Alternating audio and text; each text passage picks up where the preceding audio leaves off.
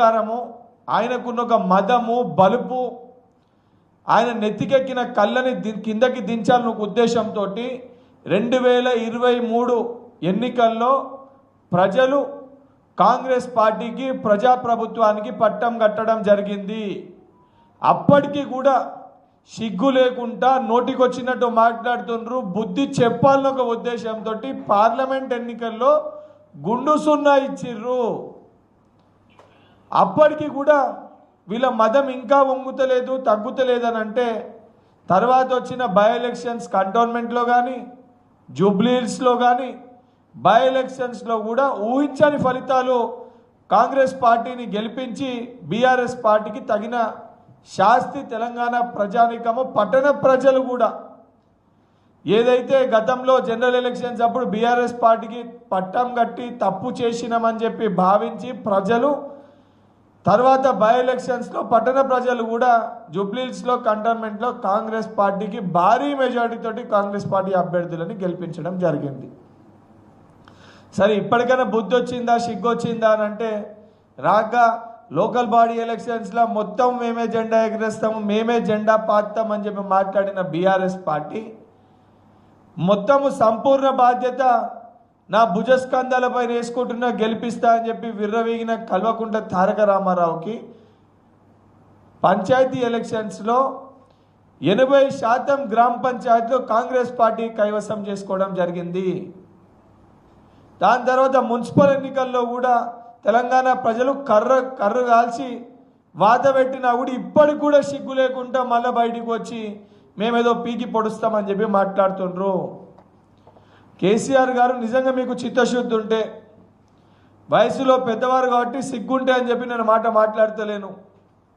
నిజంగా మీకు చిత్తశుద్ధి ఉంటే కేసీఆర్ అలియాస్ దుబాయ్ శేఖర్ నిజంగా మీకు చిత్తశుద్ధి ఉంటే అసెంబ్లీకి రావాలి, అసెంబ్లీలో డిస్కషన్స్లో పాల్గొనాలి, అసెంబ్లీలో మాట్లాడాలి. మరి మీరు దొంగతనం చేసిర్రా లంగతనం చేసిర్రా లుచ్చతనం చేసిర్రా చేయలేదా అని చెప్పి ప్రూవ్ చేసుకోవాల్సిన బాధ్యత మీ పైన ఉంది. మీ మౌనము మీరు తప్పు చేసిందనే దానికి అంగీకారము. అందుకే అసెంబ్లీకి రాకుండా అసెంబ్లీలో మాట్లాడకుండా నిన్న మీ లెక్కనే ముగిసిన మరొక చాప్టర్ సంబంధించిన ఒక వ్యక్తి మీ పార్టీలో చేరితే దానికి పెద్ద అట్టాసం చేసి చేయనికి పోయినాం. మొన్నటి వరకు జీవన్ రెడ్డి గారు అంటే నాకు కూడా ఒక అపారమైన గౌరవం ఉండే. వారి ఒక రాజకీయ పొలిటికల్ వాల్యూస్ ఉన్న వ్యక్తి అని ఒక నమ్మకం ఉండే.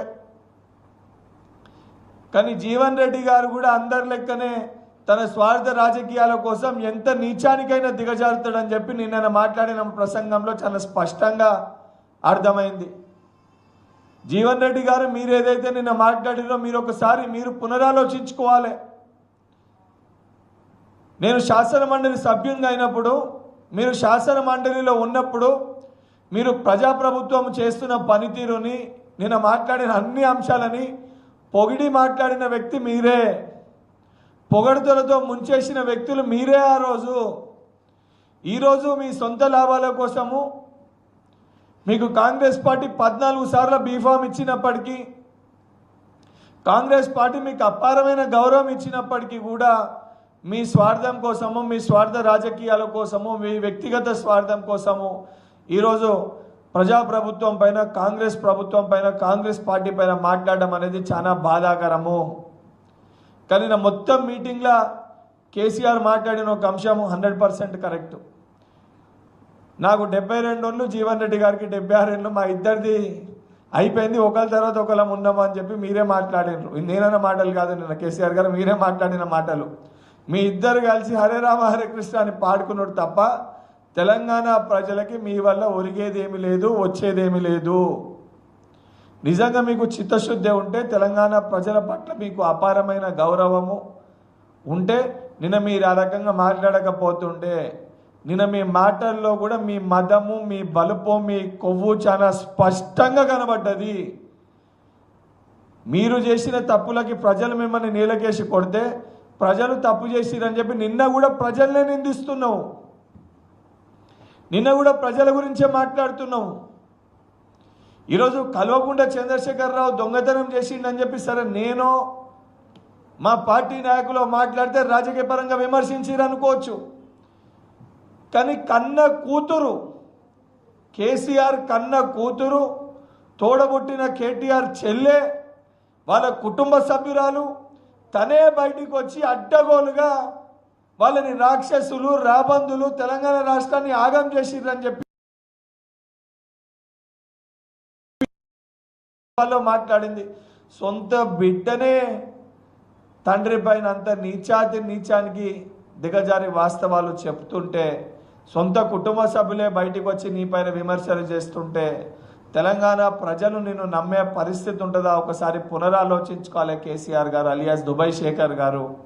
ఇవన్నీ పక్కన పెట్టి నీతి మాటలు మాట్లాడి మీ బీఆర్ఎస్ పార్టీ, మీ పార్టీలో ఉన్న కొంతమంది వ్యక్తుల ఒళ్ళు పులకరించనీకి లేదా పార్టీ ఎవరు వీడకుండా కాపాడుకునే ప్రయత్నాలు మీరు ఎన్ని చేసినా కూడా బీఆర్ఎస్ చాప్టర్ అనేది తెలంగాణ రాష్ట్రంలో ముగిసింది. ప్రజాప్రభుత్వం అధికారంలోకి వచ్చినాక ఇచ్చిన ప్రతి మాటని కూడా ప్రజాప్రభుత్వం నిలబెట్టుకుంది. హైడ్రా కూడా ప్రభుత్వ భూముల్ని కాపాడుతుంటే అడ్డగోలుగా మీరు లాస్ట్ టైము ధర్నీని తీసుకొని వచ్చి ఇతర భూములు మీ పైన చేర్చుకొని మీకు సంబంధించిన వ్యక్తులపైన దాన్ని రాయించుకొని తెలంగాణ రాష్ట్రంలో ఉన్న భూములని అతిపెద్ద భూ స్కామ్ చేసిన మీరు ఈరోజు హైడ్రా సంస్థ వచ్చి దాన్ని కాపాడుతుంటే ప్రభుత్వ భూముల్ని మళ్ళా ప్రభుత్వానికి తీసుకొని వస్తుంటే నీకు నొప్పి అయి, నీకు బాధ అయి, నీ కడుపు మండి నీకు సంబంధించిన నీ కుటుంబ సభ్యులై లేదా నీ సన్నిహితంగా ఉన్న నీ స్నేహితులై మీ బినామీలుగా ఉన్న మీ వ్యక్తుల భూములు ప్రభుత్వం గుంజుకుంటుంటే జీర్ణించుకోలేక కడుపు మంటతోటి హైడ్రా గురించి మాట్లాడుతున్నట్టు చాలా స్పష్టంగా అర్థమవుతుంది. నిజంగా డిస్కషనే చేసేది ఉంటే, వాస్తవాలపైన మాట్లాడేది ఉంటే కాళేశ్వరం స్కామ్ పైన, గొర్రెల స్కామ్ పైన, ఈ కార్ రేసింగ్ స్కామ్ పైన, మీ కుటుంబం చేసిన స్కామ్ల పైన మాట్లాడేది ఉండే, లేదా 10 ఏళ్లను అధికారంలో ఉన్నప్పుడు తెలంగాణ ప్రజలకి మీరు చేసిన అభివృద్ధి గురించి మాట్లాడేది ఉండే. మిషన్ భగీరథ గురించి, మిషన్ కాకతీయ గురించి చాలా అమోఘంగా అద్భుతంగా మేము పైప్ లైన్లు వేసినాము, అద్భుతంగా నీటి సరఫరా జరుగుతుందని చెప్పి నువ్వు మాట్లాడుతున్నావు. నువ్వు వేసిన పైప్ లైన్ల పరిస్థితి ఏ రకంగా ఉంటే, దాని మరమ్మత్తు పనులు చేయకుండా మీరు వెళ్ళే సమయానికి అది ఏ రకంగా ఉంటే, దానికోసం కేంద్రానికి ఎన్ని నిధులు తీసుకొని వచ్చిర్రు, తెలంగాణ రాష్ట్రాన్ని ఎంత ఆగం చేసిర్రు, తెలంగాణ రాష్ట్ర పరిస్థితి ఈరోజు అప్పుల పాలు కానికి కారణం ఎవరు, ఇవన్నీ కూడా మర్చిపోయి సిగ్గు లేకుండా ఏ రకంగా బయటకు వచ్చి మాట్లాడుతున్నావు. నీ సొంత నియోజకవర్గం గజ్వేల్లో నువ్వు ఎమ్మెల్యే అయిన రోజుకెళ్ళి 2023కి వెళ్ళి ఈ రోజు అటు వరకు ఒక్క కార్యక్రమంలో కూడా పాల్గొనలే, ప్రజలకు అందుబాటులో లేవు. సొంత నియోజకవర్గాన్ని నువ్వు పట్టించుకుంటలేవు అని చెప్పి అక్కడ ప్రజలు లబోదిబోమని మొత్తుకుంటుర్రు. కనీసం మా ఎమ్మెల్యే కనిపిస్తలేడని చెప్పి మొత్తుకుంటుర్రు. అది నీ పరిస్థితి. నీ సొంత కుటుంబ సభ్యులే నువ్వు ఎప్పుడు కథమవుతావా అని చెప్పి ఒక వైపు నీ కొడుకు, మరొక వైపు నీ అల్లుడు రాబందులు లెక్క కాసుకొని ఉన్నారు. ఈ కుర్చీ ఎప్పుడు మేము ఏ రోజు కూడా మేము కానీ మా ప్రభుత్వం కానీ కేసీఆర్ గారి చావుని కానీ కేసీఆర్ గారు చనిపోవాలని చెప్పి ఏ రోజు కూడా ఎవరు కూడా మాట్లాడలే. మేమన్నది రాజకీయంగా కల్వకుంట్ల చంద్రశేఖర్ రావుని తెలంగాణ ప్రజలు పాతేసిండ్రు. ఇది ముమ్మాటికి వాస్తవము. కల్వకుంట్ల చంద్రశేఖర్ రావు అనే వ్యక్తిని 10 ఏళ్ళు రాబందులు లెక్క రాక్షసత్వంతో తెలంగాణ రాష్ట్రాన్ని పరిపాలించిన నీ విధానాన్ని చూసి ప్రజలే కల్వకుంట్ల చంద్రశేఖర్ రావుని బీఆర్ఎస్ పార్టీని పాతేసిన మాట ముమ్మాటికి వాస్తవము. ఇది నువ్వు అంగీకరించాల్సిందే. నువ్వు నిన్న జీవన్ రెడ్డి గారి గురించి మాట్లాడుతున్నావు. జీవన్ అన్న మీరు కూడా ఒకసారి ఆలోచించుకోవాలి.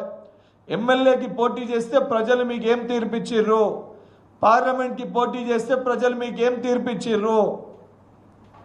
ఇదే నిజామాబాద్ జగిత్యాల జిల్లా ప్రజలు జీవన్ రెడ్డి గారికి ఏం తీర్పిచ్చిండ్రు. 70 ఏళ్ళు పైబడినా కూడా పార్టీకి విధేయుడని చెప్పి ఎమ్మెల్యే ఓడిపోయినప్పటికీ కూడా తెలంగాణ రాష్ట్రంలో ఏకైక వ్యక్తికి ఎమ్మెల్యే ఓడిపోయినాక మళ్ళీ పార్లమెంట్ సీట్ ఇచ్చిర్రు. కాంగ్రెస్ పార్టీ ఇంత చేసినా కూడా ఇంకా మీకు రాజకీయంగా ఇంకా కావాలని అంటే మరి రేపటి తరానికి యువకులకి మీరు ఏమి సందేశం ఇస్తున్నట్టు, మీరు ఏమి కోరుకుంటారో ముందు దానిపైన మాట్లాడాలి. మీరు సొంత కుటుంబ సభ్యులనే పైకి రానియలే. 2 కొడుకులు ఉంటే కొడుకుల్ని ఏ రోజు రాజకీయంగా దింపలే. 76 ఏళ్ళు వచ్చినా కూడా నేనే రాజకీయంగా ఉండాలి, నాకే పదవులు రావాలి, నేనే ముందు ఉండాలని అని కోరుకుండ్రు. ఈరోజు మీ కుటుంబాన్ని యాగం చేసింది మీరు, మీ కుటుంబాన్ని పట్టించుకోండి మీరు. ఈరోజు మీరు ఆ పరిస్థితికి కారకులు కావడానికి కారణము మీరే. గతంలో ఇదే రకంగా ఒక సీనియర్ నాయకుడు కాంగ్రెస్ పార్టీని వీడిపోయినరు, పొన్నాల లక్ష్మయ్య గారు. ఈరోజు అటువరకు పాపము పొన్నాల లక్ష్మయ్య గారు కాంగ్రెస్ పార్టీలు ఉంటే అపారమైన గౌరవం ఉంటుండే, ఈరోజు రాజ్యసభ సభ్యునిగా ఉంటుండే. అటువంటి పొన్నాల లక్ష్మయ్య గారిని ఈరోజు పట్టించుకోని పరిస్థితి.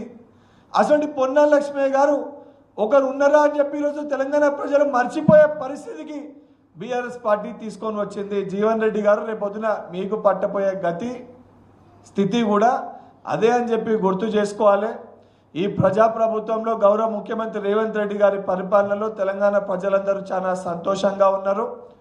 రాబోయే జనరల్ ఎలక్షన్స్లో గజ్వేల్, సిరిసిల్ల, సిద్దిపేట ఏవైతే మీ కంచుకోటలుగా మీరు భుజాలు గుద్దుకుంటారో తప్పనిసరిగా ఆ కంచుకోటల్లో కూడా మిమ్మల్ని ఎమ్మెల్యేలుగా కూడా ఓడించి కాంగ్రెస్ పార్టీ మీ నియోజకవర్గాల్లో కూడా ఏదైతే మా నియోజకవర్గాలు అని చెప్పి మీరు చెప్తారో ఈ ప్రజాప్రభుత్వం పరిపాలించే విధానాలతోటి అక్కడ ప్రజలందరూ కూడా ఈరోజు కాంగ్రెస్ పార్టీ అభ్యర్థులని గెలిపించాలని ఒక దృఢ సంకల్పంతో ఉన్నారు. ఈ 3 నియోజకవర్గాల్లో కూడా కాంగ్రెస్ పార్టీ జెండా ఎగిరేసి శాసన సభ్యులుగా కూడా మిమ్మల్ని రాబోయే ఎన్నికల్లో ఓడగొట్టబోతున్నాము. ప్రతిపక్ష హోదా లేకుండా మీకు చెయ్యబోతున్నాము. దీనికి తెలంగాణ ప్రజలు అందరూ కూడా మా వెంట నిల్చొని తెలంగాణ ప్రజలందరూ కూడా మాకు సపోర్ట్ చేస్తున్న ఒక